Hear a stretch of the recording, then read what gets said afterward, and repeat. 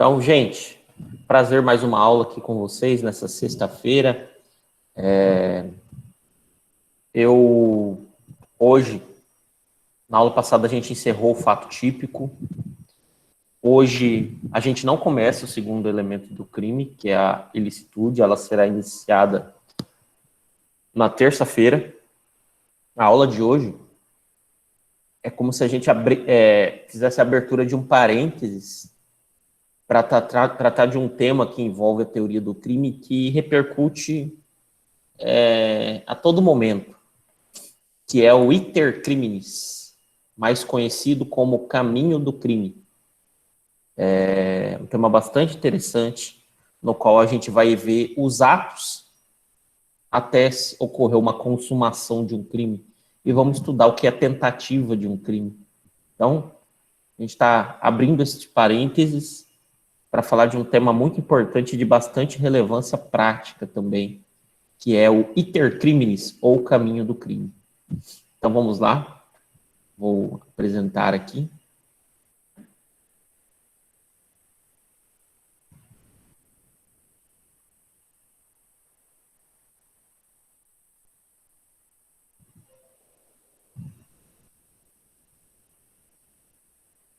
Vamos lá. Qualquer coisa é só dar um alô. Vamos lá.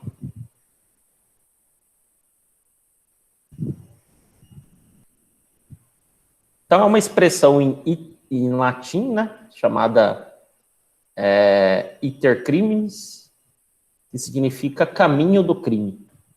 Vamos lá. Então, o iter criminis é o itinerário, o caminho do crime. Então, em outras palavras, nada mais é do que o estudo das fases, da etapa da realização de um crime. Aqui a gente vai ver bastante coisa curiosa, gente, bastante coisa interessante. É uma aula, na minha opinião, né, mais leve, menos assim, pesada assim, do que alguns temas de direito penal. Gente, basicamente, o iter criminis possui duas fases, a fase interna e a fase externa. A fase interna do iter criminis é a cogitação, que a gente vai falar daqui a pouco. E a fase externa possui três momentos: preparação, execução e consumação. Percebam que, né, é a ideia da construção de um crime, que vai desde o cara cogitar, pensar no seu interno, no seu íntimo, e indo para os atos, né, preparatórios, executórios, até ocorrer a consumação. Então é isso que a gente vai abordar. Vamos lá. Cogitação, gente, é a fase interna do iter criminis, né? É uma fase que acontece na mente do agente, onde ele está pensando, né, refletindo a respeito de como ele vai praticar a conduta criminosa, né?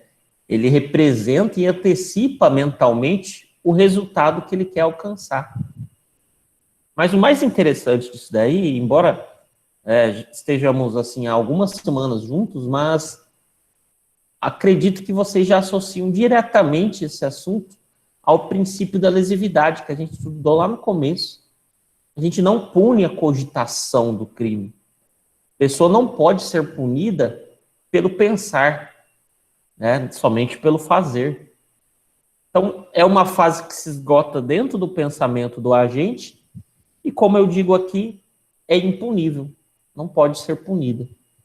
Tranquilo, então, a cogitação. Agora, o sujeito cogitou matar alguém, por exemplo, e agora ele começou a fazer os atos preparatórios. Então, na fase externa do fazer, digamos assim, a primeira etapa são esses atos preparatórios, no qual o agente ele vai se municiar, vai comprar, vai adquirir instrumentos para a prática do crime. Podem ser vários instrumentos, né, gente? Pode ser uma arma de fogo, pode ser uma corda, pode ser uma arma branca, né? E em regra, gente, isso que eu quero que vocês percebam também. A compra, a aquisição desses instrumentos não configura crime em regra, salvo se a própria aquisição já já demande uma conduta criminosa, como, por exemplo, um porte ilegal de arma de fogo. Mas imaginamos que a pessoa comprou uma arma de fogo e ela tem o direito de manuseá-la. Ou imaginamos que é uma arma branca que qualquer um pode portar. Então, em regra, atos preparatórios não são puníveis, porque ainda não há uma ofensa ao bem jurídico. Tranquilo. Logicamente que existem exceções, né? E o professor Kleber Masson traz uma, sabiamente, que é a associação criminosa. Quando algumas pessoas se associam para a prática de determinados crimes, por si só, elas já estão já estão praticando um crime. Então, uma associação criminosa, que antes era chamada de quadrilha, tá? Uma expressão antiga, quadrilha, que vai assaltar um banco, mesmo que elas não tenham começado os atos executórios do assalto, do roubo, elas já estão praticando o crime de associação criminosa previsto no Código Penal. Então, é uma hipótese que o Kleber Masson identifica como uma exceção, porque a associação, na verdade, seria um ato preparatório para um roubo, mas, por si só, o ato de associar já é crime. Interessante. Mais interessante ainda foi a lei de terrorismo, ou lei antiterrorismo, que de modo excepcional, no país, aqui o número da lei está certo, é a 3.264, e ela é de 2016, esse 4 aí está errado. De modo excepcional, passou a apresentar expressamente punições a atos preparatórios. Então, a regra, gente, é que atos preparatórios não sejam puníveis, como, por exemplo, a compra de uma faca, de um punhal.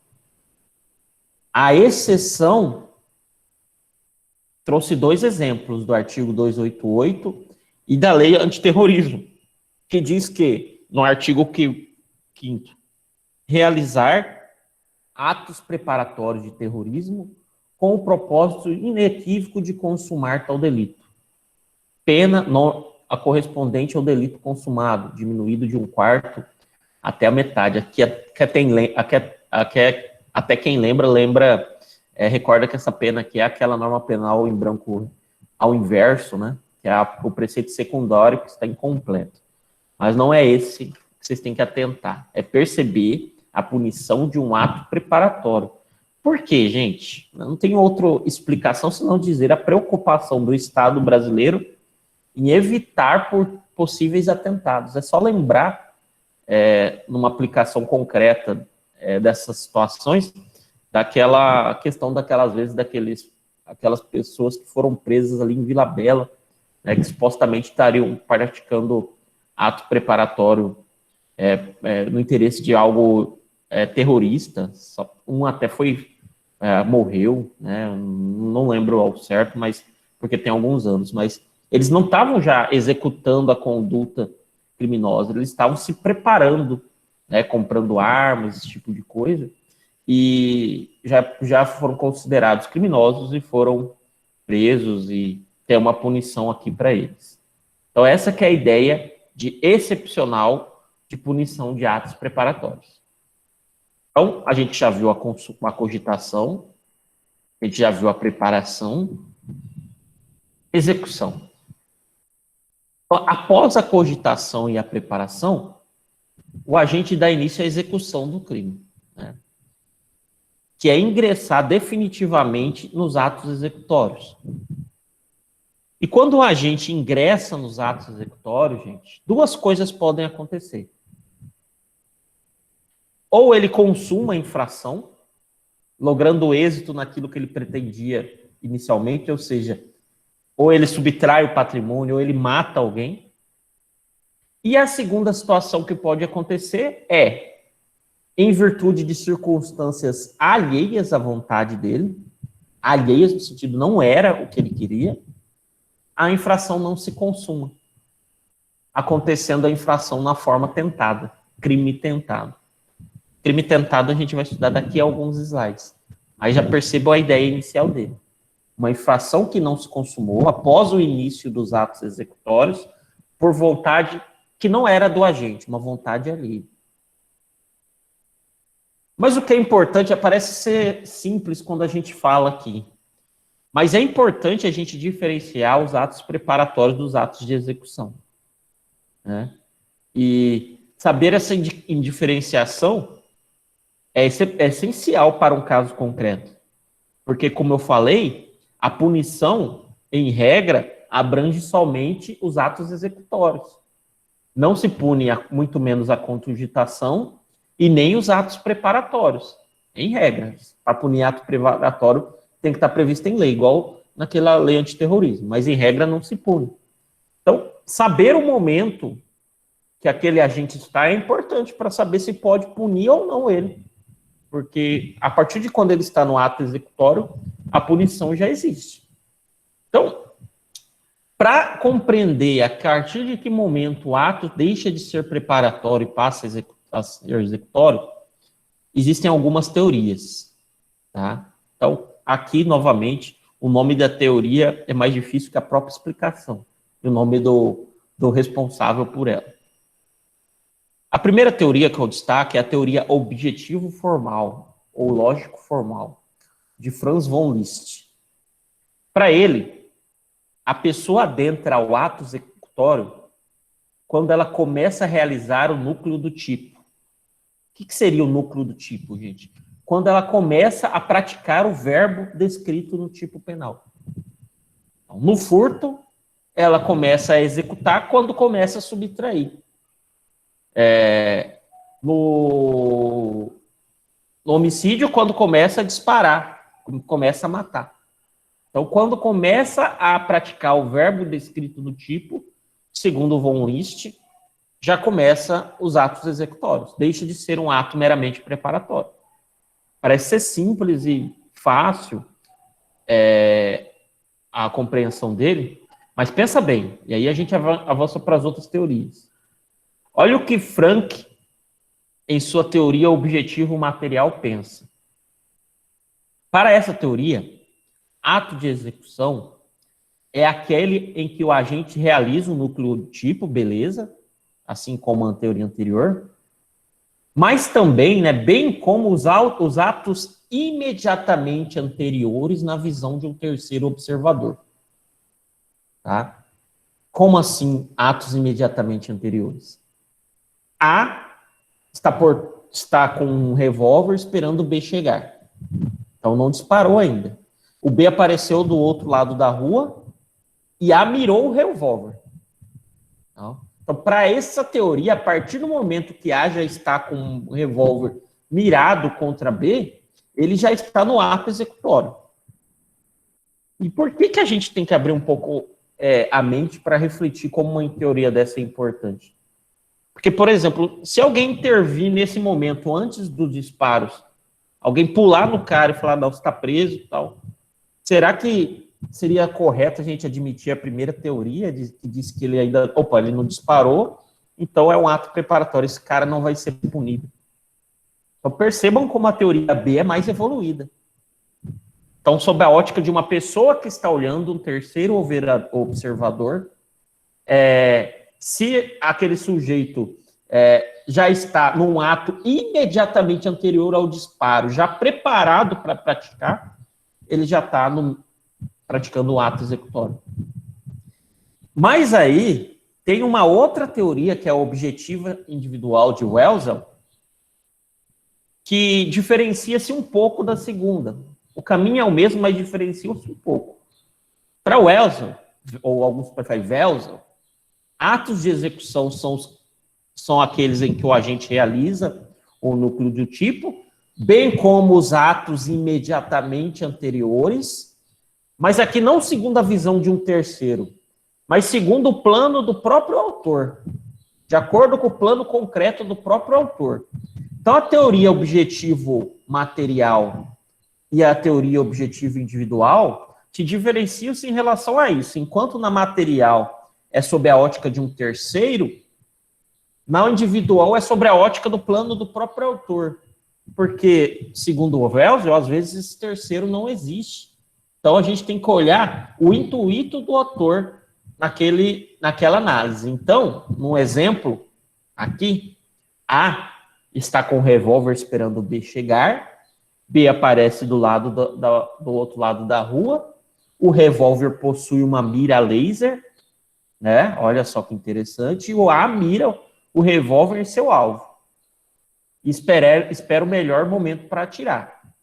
Numa situação como essa, no plano concreto do autor, ele já está em ato executório. Ou seja, mesmo que ele esteja à distância, ninguém esteja vendo, ao mirar e a mira já estiver pronta para o disparo, ele já está em ato executório. Na prática, então, a gente percebe que tira a figura de um terceiro observador. E essa é a posição adotada pelo professor Rogério Greco, que entende isso, que a gente tem que olhar o plano do autor e, sinceramente, por exemplo, Kleber Masson prefere a segunda e o Rogério Greco prefere a terceira, ambas as minhas me satisfazem, digamos assim. O que não me satisfaz é a primeira, que diz que é só quando o sujeito pratica o verbo. Né? Então, essa primeira já eu acho que ela, digamos assim, que ela é incompleta, porque não satisfaz em relação a esses momentos imediatamente anteriores, onde o sujeito já está preparado para começar a disparar, por exemplo. Na minha opinião, e caminhos conforme Rogério Greco, ele já é ato executório e deve ser punido, mesmo que não consuma, na forma tentada. Beleza? Vou baixar aqui um pouco, beber uma água.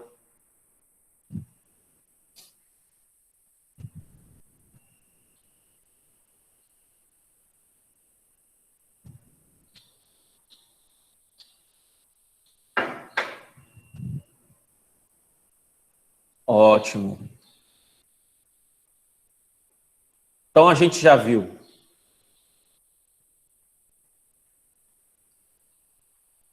Já vimos cogitação, preparação, execução, consumação.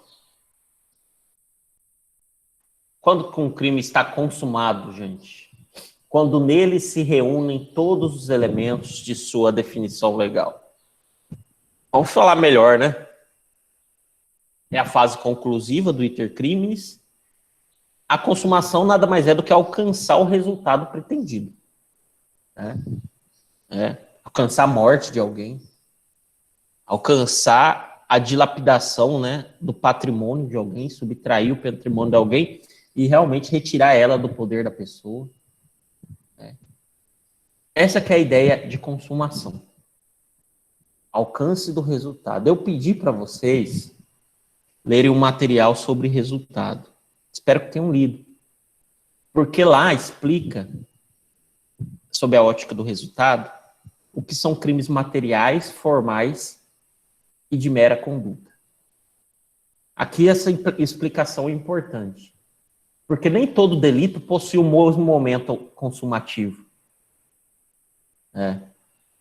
Os crimes materiais, que são os crimes clássicos, são aqueles onde há um resultado naturalístico. Ou seja, há uma mudança no mundo. Então, de fato, num crime como o homicídio, a consumação acontece com a morte, que é a mudança no mundo. Mas, além dos crimes materiais, como vocês viram lá no material, existem os crimes formais e os crimes de mera conduta. Os crimes formais são aqueles que o crime já ocorre a consumação dele com a prática do verbo descrito no tipo. E um grande exemplo é a extorsão. Só para quem não leu o material, ou para quem leu e quer que seja refrescada a memória, quando a gente fala em extorsão, fala daquele crime que você, por exemplo, tem em mãos fotos íntimas de uma outra pessoa e está extorquindo ela, pedindo dinheiro a ela. Quando você está extorquindo essa pessoa, já ocorreu a consumação do delito. Ele é um crime formal, que independe do resultado. Qual que seria o resultado desejado na extorsão? A aquisição do dinheiro. Ó, quero 10 mil reais para não divulgar suas fotos. Se a pessoa der o dinheiro, isso vai ser exaurimento, que é o próximo tópico. Mas já consumou. Imagina então que eu extorqui a pessoa, exigi o dinheiro, a vantagem, e não cheguei a receber o dinheiro. Eu vou responder pelo crime consumado, não tentado, porque é um crime formal. E o que é o crime da mera conduta? É aquele de mera conduta, é aquele que não prevê um resultado, uma alteração no mundo. Ele só prevê a prática do verbo.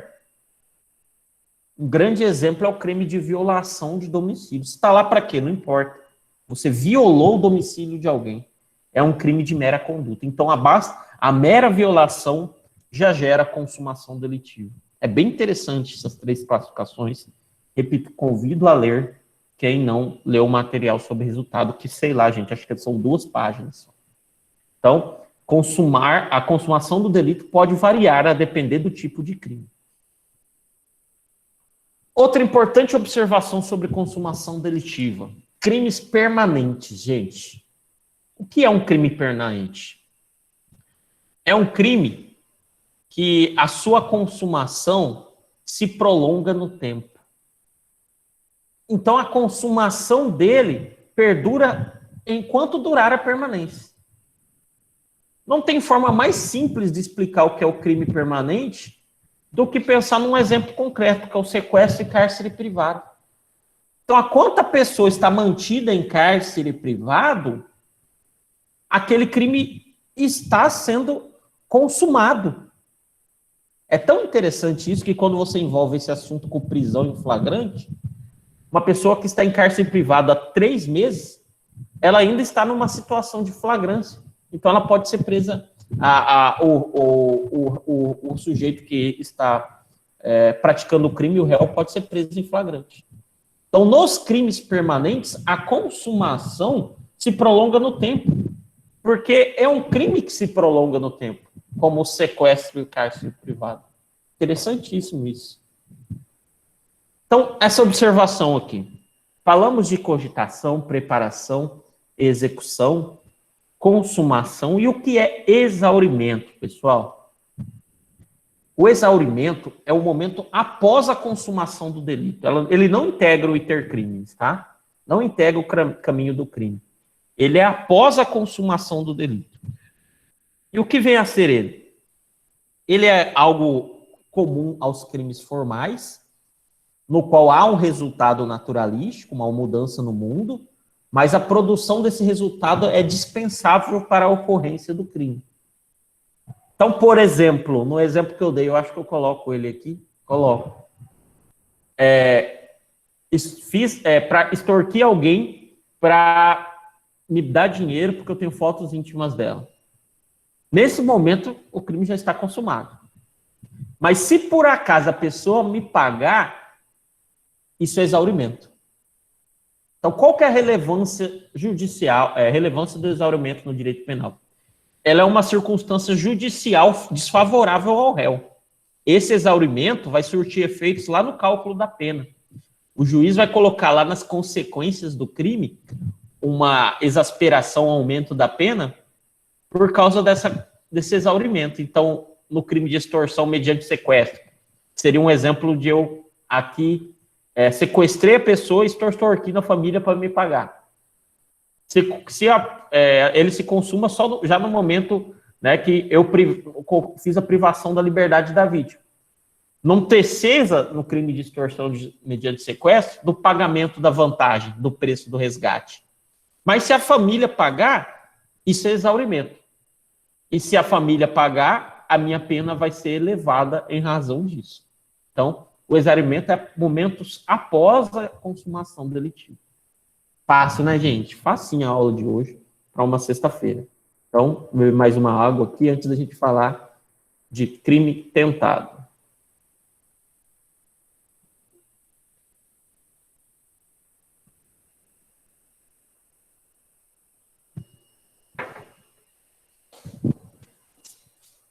Facinho, facinho. Crime tentado, vamos lá. A par da gente já ter conseguido... A par da gente já ter conseguido compreender as fases do crime, né? O intercrimes, fica mais fácil a gente compreender agora o que é um crime tentado. Crime tentado está lá no artigo 14, inciso 2º, e no parágrafo único do Código Penal. Como a gente viu na aula passada, ela é uma norma de extensão temporal. Então, a pessoa, quando pratica um crime tentado, vai ser denunciado pelo crime combinado com o artigo 14. Então, diz crime tentado.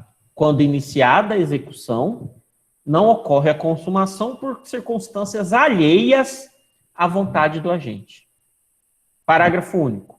Salvo uma disposição legal expressa em contrário, a tentativa é punível com a pena do crime consumado, que está lá no Código, diminuída de 1 a 2/3. Lá no Direito Penal 2, vocês vão compreender como funciona o cálculo de uma pena, tá, gente? E lá, vocês vão ver que a tentativa, assim como outras hipóteses, é uma causa de diminuição de pena. Então, na última fase do cálculo da pena, o juiz vai aplicar essa causa de diminuição de pena. Então, a gente traz um conceito de tentativa aqui, de que ela é o início da execução do crime, o qual não se consuma por circunstâncias que fogem à vontade do agente. Percebam, gente, a parte mais importante da compreensão do crime tentado, na tentativa de homicídio, tentativa de roubo, de furto, é essa ideia de que foge à vontade do agente, né, a não consumação do crime. Desse conceito legal de tentativa, a gente consegue extrair 3 elementos dela. Fácil demais isso daqui. Que é o início da execução do crime, a não consumação por circunstâncias alheias à vontade, um fato externo que interrompa a execução. Que fato externo pode ser esse, gente? A gente pode imaginar no fato mais comum, que é uma pessoa intervir, um agente de polícia intervir e impedir que a pessoa logre o êxito. Mas eu vou dar mais exemplos daqui a pouco. E uma conduta dolosa. Percebam que isso daqui é interessante. Que a gente está falando que o cara não terminou o serviço, entre aspas, por uma circunstância alheia à vontade dele. Então era algo que ele queria. Então não tem como a gente pensar numa tentativa culposa. A gente não cogita, assim, quando a gente pensa em dolo, a gente pensa num crime que foi cogitado, foi preparado, uma ação dirigida para cometer um crime.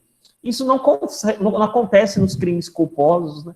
Onde a pessoa acredita na sua habilidade, onde ela age com imprudência, negligência, imperícia. No final das contas, ela não queria aquilo. Então, a ideia de tentativa, de punição de tentativa, está intimamente ligada ao crime doloso, gente. Ótimo. Vamos ver agora o que é tentativa perfeita e tentativa imperfeita. Nomezinhos aí criados pela doutrina. Em cada um tem um exemplo para ficar mastigadinho para vocês. Primeiro, tentativa perfeita ou crime falho. É aquela em que o agente esgota os meios da execução que tinha seu alcance e ainda assim o crime não se consuma por circunstâncias alheias à sua vontade. Olha o exemplo. O agente ele possuía 6 projéteis no tambor do revólver. Ele disparou 6, mas mesmo assim não conseguiu matar a pessoa. Nesse momento, após o disparo dos 6, a polícia apareceu e prendeu ele. Perceba que ele agiu, a ação dele esgotou todos os meios que ele tinha à disposição. Mas mesmo assim o homicídio consumado não aconteceu, por circunstâncias alheias à vontade dele. Né? Então percebam a ideia da tentativa perfeita, ou crime falho. Agora a tentativa imperfeita. Fácil diferenciar uma da outra, hein, gente? Aqui na tentativa imperfeita, o agente ele não consegue esgotar os meios de execução. E o crime não se consuma por circunstância alheia à vontade dele. Então, olha a diferença agora. O agente ele possui 6 projéteis no tambor, ele faz um disparo, não faz os 6, e não consegue matar. Aí, depois do primeiro disparo, a polícia já vem e intervém. Ele não esgotou, ele tinha mais 5 projéteis para disparar. Mas começou a execução, né, gente? Então, é tentativa imperfeita. Então, a diferença da tentativa perfeita para imperfeita é essa. Enquanto na tentativa perfeita ele esgotou os atos executórios e depois algo fez com que ele tivesse que parar de agir, na segunda ele teve tinha ainda atos executórios a serem exercidos, mas também teve uma circunstância alheia que o impediu. Ótimo. Aqui eu listo algumas infrações que não admitem tentativa. Contravenções penais. Quem lembra da primeira aula de teoria do crime, quando eu coloquei as diferenças entre crime e contravenção, eu disse isso, que a lei de contravenções penais diz que não se admite tentativa de contravenção. Crimes culposos, como eu acabei de dizer. Crimes unissubsistentes. Nossa, que nome difícil. O que são crimes unissubsistentes, gente? São aqueles em que a conduta é composta de um único ato. Papuf. Já consuma. Então, quando eu xingo alguém, difamo alguém, falo para alguém, você é um traficante, já ocorreu a consumação da difamação. Como que eu vou fazer uma tentativa num crime contra a honra na modalidade verbal? Então, o exemplo que eu coloco aqui é injúria verbal. Então, isso é a ideia de um crime unissubsistente, que a conduta é um único ato, não tem como fracionar, como os outros atos executórios dos outros crimes. Então, numa injúria verbal, onde é um falar, não tem como tentativa de falar. Então, não admite tentativa. Beleza? Então, esta foi a tentativa. A gente vai começar agora a falar sobre desistência voluntária. Só tomar uma água aqui.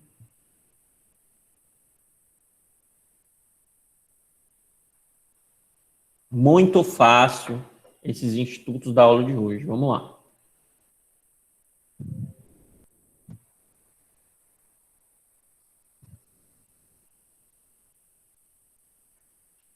Desistência voluntária, gente.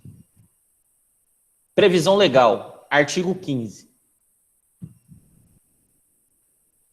Eu vou ler só a parte em negrito, porque o artigo 15 contempla 2 institutos, o 3, que é o desistência voluntária, e o 4, que a gente vai estudar daqui a pouco. O agente que voluntariamente desiste de prosseguir na execução só responde pelos atos já praticados. Gente, aqui você já consegue verificar que não é um crime tentado. Porque na tentativa é o cara que desiste? Não, é circunstância alheia à vontade dele. Mas agora a gente vai estudar ele desistindo. Vamos lá. Então, na desistência voluntária, o agente voluntariamente abandona seu intento, seu desejo, durante a realização dos atos executórios. Exemplo. A possui um revólver com 6 projéteis. Faz um disparo para matar a vítima. A vítima cai, a gente pode continuar disparando, mas desiste. Pelo contrário, ele leva a vítima para o hospital e sobrevive. Como que o A vai ser punido? Olha o que diz a parte final do artigo. Responde pelos atos já praticados. Responde por tentativa? Não. Responde por lesão corporal. Né? Olha que legal, então. Mas olha a importância desse instituto. Ele tem que ser algo voluntário. Não é assim, a polícia está chegando, peraí, eu vou desistir. Não. Tem que partir dele mesmo, o arrependimento, e por tal conduta ele vai responder pelo dano que aconteceu. E no caso, como a pessoa sobreviveu, no exemplo que eu dei, lesão corporal. Então, na desistência voluntária, há uma interrupção do processo de execução do crime. Então, ele estava executando, tinha mais balas e interrompeu. Fácil. Aqui eu trago para vocês uma tabela que para mim é óbvio, mas os alunos às vezes gostam dessa tabela, que diferencia tentativa imperfeita de desistência voluntária, que ambas envolvem o início da execução, né? Mas a tentativa, gente, não ocorre a consumação por circunstância alheia à vontade do sujeito. Já na desistência voluntária, a não consumação é por circunstâncias próprias, inerentes à vontade do agente. E a doutrina é tão bacana que traz frases aqui para a gente guardar. Na tentativa, o agente quer prosseguir, mas não pode. Na desistência, o agente pode prosseguir, mas não quer. Na tentativa, o cara vai responder pelo crime, mas vai ter uma causa de diminuição de pena. Na desistência, não responde pelo crime que ele desejava alcançar no começo. Ele responde pelos atos já praticados. No exemplo que eu dei, uma lesão corporal. Eis, então, a desistência voluntária. Próximo. Arrependimento eficaz. Gente, artigo 15 do Código Penal, ele mesmo. Agora eu vou ler a outra parte. A outra parte negritada. O agente que voluntariamente impede que o resultado se produza só responde pelos atos já praticados. Gente, não é difícil. Perceba que no outro, o cara, na desistência voluntária, ele desistiu de prosseguir. Aqui no arrependimento eficaz, a ótica é outra. Ó. Impede que o resultado se produza. O cara esgotou os atos da execução e se arrependeu. Né? Nesse momento, ele passou a agir para impedir que o evento morte, por exemplo, ocorra. Então, depois de disparar todas as balas que ele tinha, ele socorreu o ferido. O cara não morreu de imediato, ele socorreu e o cara sobreviveu. Qual que é a consequência do arrependimento eficaz? É a mesma da desistência voluntária, ele só vai responder pelos atos praticados. No exemplo dado, responderá por lesão corporal. Então, a desistência voluntária e o arrependimento eficaz, embora estejam no mesmo artigo e levem a mesma consequência, se diferenciam em qual ponto, gente? Na desistência voluntária, os atos executórios começam e ele desiste de prosseguir. No arrependimento eficaz, os atos executórios se encerram e ele passa a agir para impedir o resultado. Isso aqui é top demais, é fácil. Próximo. Arrependimento posterior, que está no artigo 16 do Código Penal. Vamos ler. Nos crimes cometidos sem violência ou grave ameaça à pessoa, então aqui você já exclui roubo, homicídio, que é o exemplo que eu estava dando. Pensa em furto, por exemplo. Reparado o dano ou restituída a coisa, até o recebimento da denúncia ou queixa, por ato voluntário do agente, a pena será reduzida de 1 a 2/3. Um artigo recheado de informações, mas vamos lá. Então, o que é o chamado arrependimento posterior, gente? É uma causa de diminuição de pena, que vai interferir no cálculo da pena. O crime já se consumou, né? Percebam que aqui é uma maior elasticidade de tempo. O crime já se consumou no arrependimento posterior. O cara já furtou, já tem até uma investigação, um inquérito aberto contra ele. Mas antes de virar processo, ou seja, antes do juiz receber a denúncia e a queixa, o cara se arrepende. Aí ele vai lá e repara o dano que ele causou. Como eu pensei no exemplo de furto, ele vai lá e restitui o bem furtado por ele. Então, o arrependimento posterior, diferente da desistência e do arrependimento eficaz, é no momento posterior, né? No qual o crime já aconteceu, mas depois de algum tempo o sujeito se arrepende. Pode ser a qualquer tempo? Não. A lei diz que até o recebimento da denúncia ou da queixa. Então, ele se arrepende e restitui o dano ou repara a coisa. Então, quais são os requisitos do arrependimento posterior, gente? Então, primeiro, crime praticado sem violência ou grave ameaça. Então, há arrependimento posterior no homicídio? Não. Não há. No roubo? Não. Há no furto? Há no crime de dano? Qual que é o segundo requisito? Reparação do dano ou restituição da coisa. Essa conduta do agente tem que ser voluntária, né? Ele não tem que ser obrigado a isso, tem que ser algo voluntário. E é interessante também que a integralidade dessa situação, né, por exemplo, eu furtei, mas quero devolver o valor em pecúnia, em dinheiro, né? Em tese, a vítima teria que aceitar o valor correspondente ao que foi furtado. Mas se a vítima se satisfazer com uma devolução parcial, isso vai ter que estar expresso nos autos, também a pessoa vai se valer desse arrependimento posterior. E o último requisito é até o recebimento da denúncia ou queixa. Então, é um limite temporal, até esse momento que pode acontecer o arrependimento posterior. Faço também o arrependimento posterior. Vimos esses 3 institutos e vamos para o 4º e último instituto, depois de aprender o que é crime tentado. Que é o crime impossível, gente, que está lá no artigo 17 do Código Penal. Aí eu encerro e passamos para algum tipo de questionamento. Então, o que é o crime impossível? Artigo 17. Não se pune a tentativa quando por ineficácia absoluta do meio ou por absoluta impropriedade do objeto é impossível consumar-se o crime. Vou explicar. Então, no crime impossível, o fato é atípico. Por quê? Porque jamais a pessoa iria conseguir efetuar a consumação daquele crime. Estudando as 2 espécies dele, a gente vai compreender hipóteses exemplificativas. Então, vamos ver o que é um crime impossível por ineficácia absoluta do meio.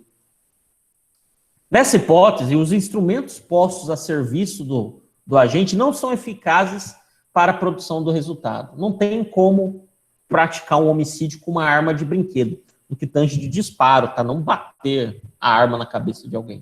Então, é um exemplo de crime impossível, porque o meio é ineficaz. Vale aqui destacar que eu falei de homicídio, tá? É interessante que a jurisprudência, só fazendo um parênteses aqui, ela é pacífica de que se a arma de brinquedo é utilizada para práticas de roubos, é um crime, né? Até porque a pessoa que é vítima não sabe que aquilo é de brinquedo. Então, o exemplo que eu coloco aqui é um homicídio. Não dá para matar alguém com uma arma de brinquedo, então esse crime é impossível. O outro crime impossível é por impropriedade absoluta do objeto. O que é o objeto? Vocês já sabem porque leram lá aquele material sujeito e objetos do crime. Objeto é a pessoa ou coisa a qual recai a conduta. Então, não tem como, embora eu queira, chego na casa de alguém, disparo contra ela, achando que ela está dormindo, mas ela está morta, não é homicídio, né, gente?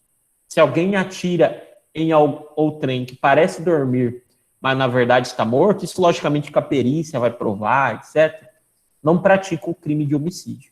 Então, o crime impossível pode ser por ineficácia do meio que você está utilizando, do instrumento, uma arma de brinquedo, ou pelo próprio objeto, né? Pela própria vítima. Não tem como matar alguém que já está morto. Uma observação, esses exemplos são bem simplórios, mas agora vamos pegar algumas coisas mais práticas sobre o crime impossível, gente. 2 observações que eu tenho sobre ele. Primeira, uma súmula do STJ, que é a súmula 567.